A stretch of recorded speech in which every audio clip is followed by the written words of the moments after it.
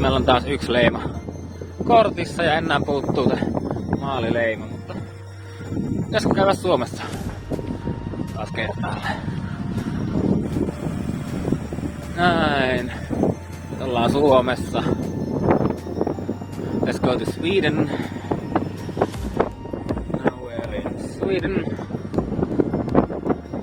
You could go as many times as you'd like to, but now I guess it's time to start battling the headwind for the rest of the day. Alright, let's cross the border one more time from Finland to Sweden.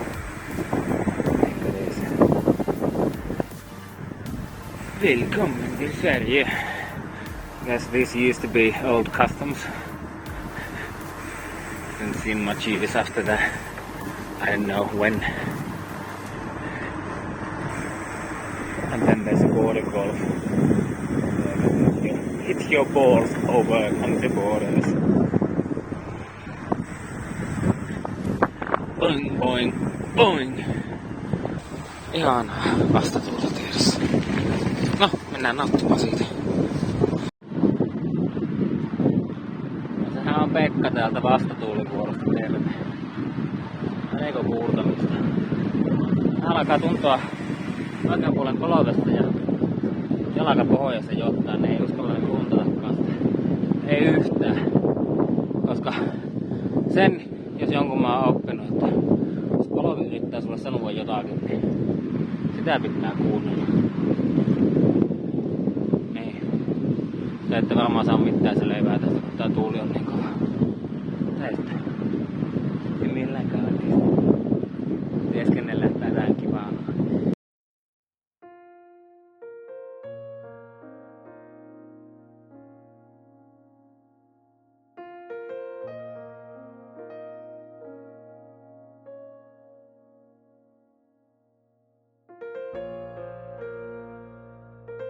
Niin tämäkin on niinku vastakalibroitu tuolla merenpinnan luona, mutta niinku nytkin näette, niin 60 käyrä mentiin rikki. Ja Garminin mukaan päästi jo 21 metriä. Ohoi. Samaa viime vuonna. Se alkoi mennä viimeisenä päivänä ihan sekaisin. On melko pimiä täälläkin, vaikka on katuvalot. Kattokaa vaikka. Tossakin on yksi. Tänne mustuttaa viineriä ja pisähän kusitauolla. Niin. Nom. Entä optimointi, että aina kun kussaa, niin voi samalla syödä. Ei mä jos mitä tästä olisi. Olikohan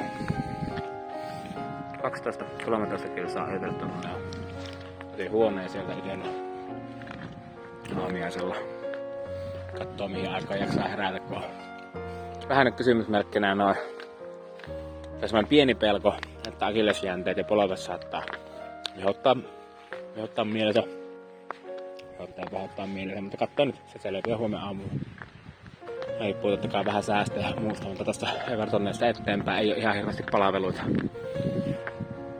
Joten paljon on kysymysmerkkejä ilmassa. Riku näkyy menneen samaa reittiä, mitä minäkin ajattelin mennä tosta. Ja veikkaan, että Ollikin menee. Ollin tuntien, en voi sanoa, että tunnen, mutta voin kuvitella tunteeni. Ja kohan se alkaisi pikkuhiljaa olla tämän päivän ja eilisen päivän urakkafinaalissa. Eli saavutaan Övertorneoon. Ja no minä lähdin Uumajasta semmonen 31 tuntia ja muutama minuutti päälle.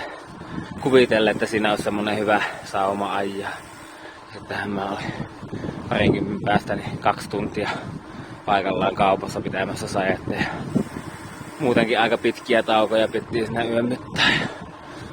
Ei ole mikään tehokkain 31 tuntia, mutta on se kuitenkin semmonen 480 kilsaa edetty, että ei se ole sinänsä huonoa. Mutta ihan tuossa just äsken niinku alkoi silleen, ei nyt ihan yhtäkkiä niinku salamakirkkaalta taivaalta, mutta sanotaan sadan puolipilviseltä taivaalta.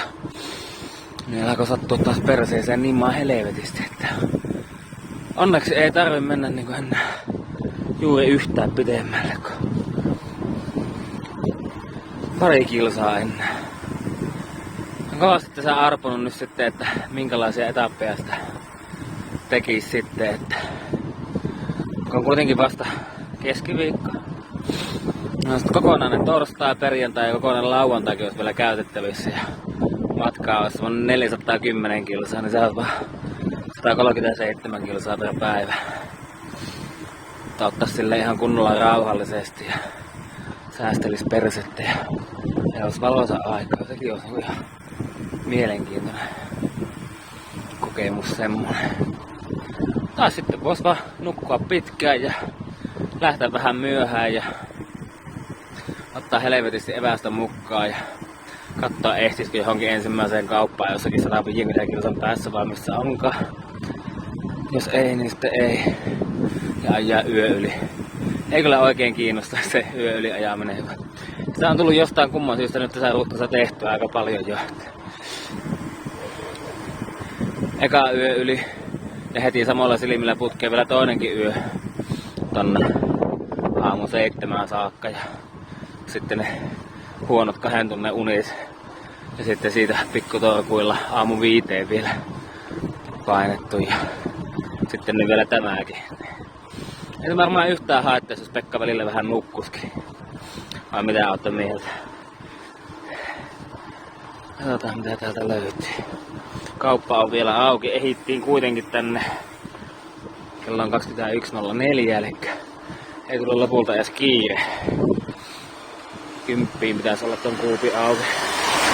Mitähän se on? Sitä jaksanut vielä katsoa. Tuolla on Iikka. Onko se kuuppi kovin kaukana? Täältä löytyisi. Mitähän sitä ostas? En oikein tiennyt mitä ostaa. En ostanut omenoitakaan. Ostin muutamia patukoita ja patongia.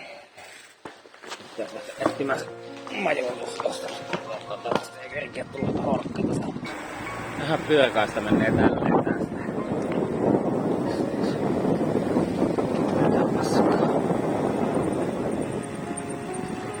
Tänne, mutta noin pistetään onkolaukku vielä kiinni, ettei sitä oikeesti tuu mitään. Koska jos vaikka ne kuorihanskat tippuu, niin sitten oikeesti pituuttaa.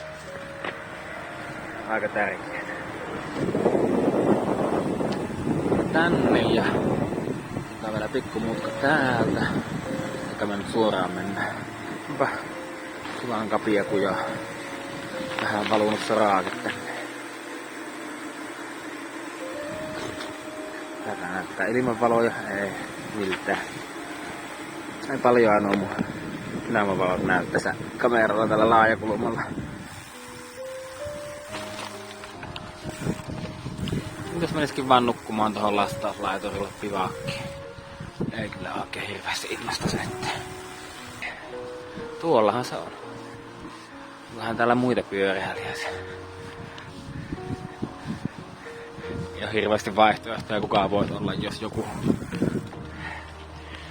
Se olisi tuo rakennus tuolla keskellä.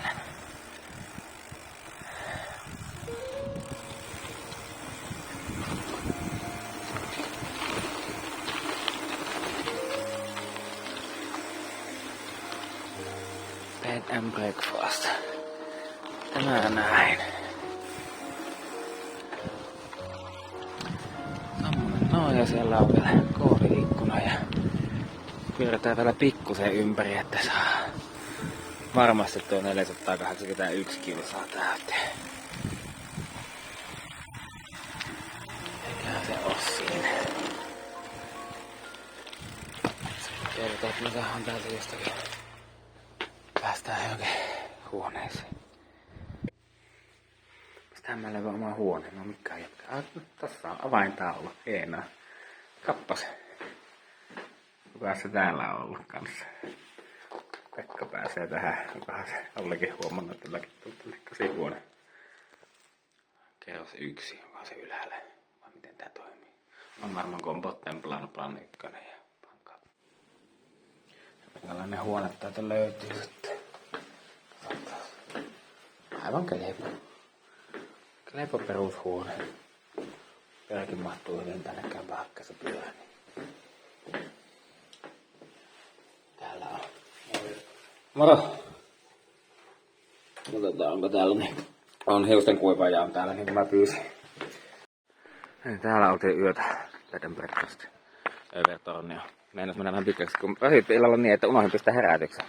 Mutta kello on nyt 7.57 ja lähdetään polkemaan. Yes. Täällä mennään tiellä kohti Korpilomboloa. Sinne olisi 60. Tää on kuuma. Mä luulen, että täällä on kylmä. Ei halua ruveta vaihtaa vaatetta tässä lähemmäksi, kun kuitenkin joutuu kohta pisteeseen takaisin. Perseessä sattuu yhä.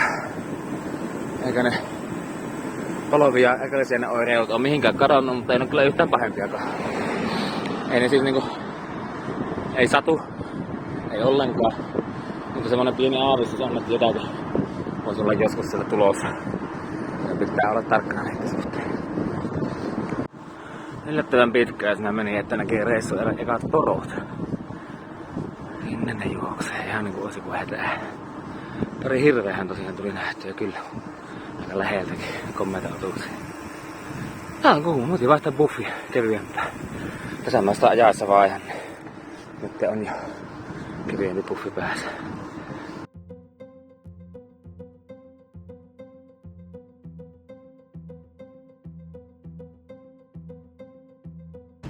Kieltämättä vähän huvittavia nämä jotkut paikalliset nimet, kun täällä on niin paljon suomalaisvaikutusta, ruskea vegan.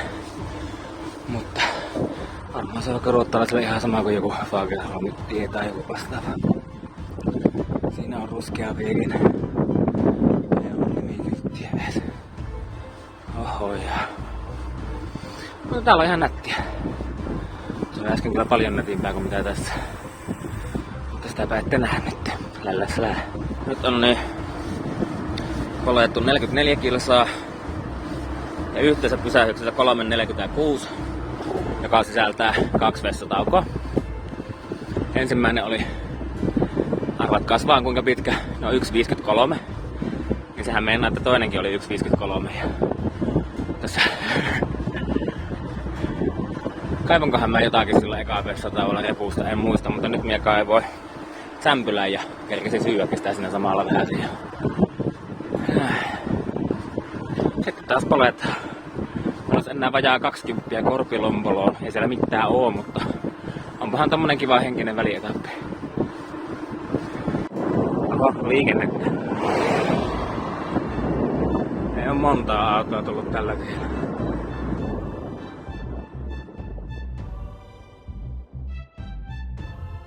Aikaisemmin aamulla mä hakasin, että kun mä mietin, että miten saisi tarpeeksi juotavaa mukaan ilman, että sitä tarvitsisi kantaa repuussa, niin runkolaukussa löytyi sen verran vielä tilaa pullojen ohella, että mahtui 2 tämmöstä 2 teetraa. Sai 4 desiä juotavaa mukaan vielä lisää. Ja vielä energiapitoista, vaikka onkin litralykki.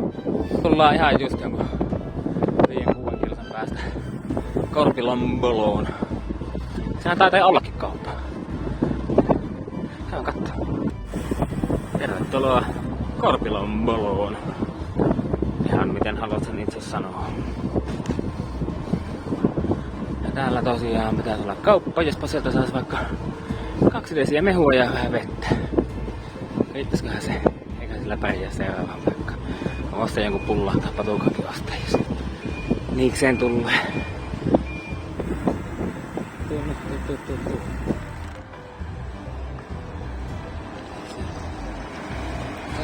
Sait se.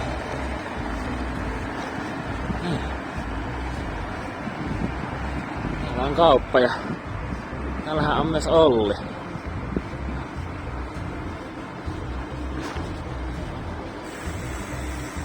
Täällähän on Tutti. Miten se menee? Näyttää oikein hyvältä tää sun lounas. Aikainen lounas. Mites tää on mun aerotypär? Ai, aivan loistava. Tää käy itekin hakemassa jotakin, jos ei muuta niin vaikka preidisiä mehua. Tiedättekö mitä tuolla on? Kattokaa. Kattokaa. Mistä? Tää ihmettä. On se lunta.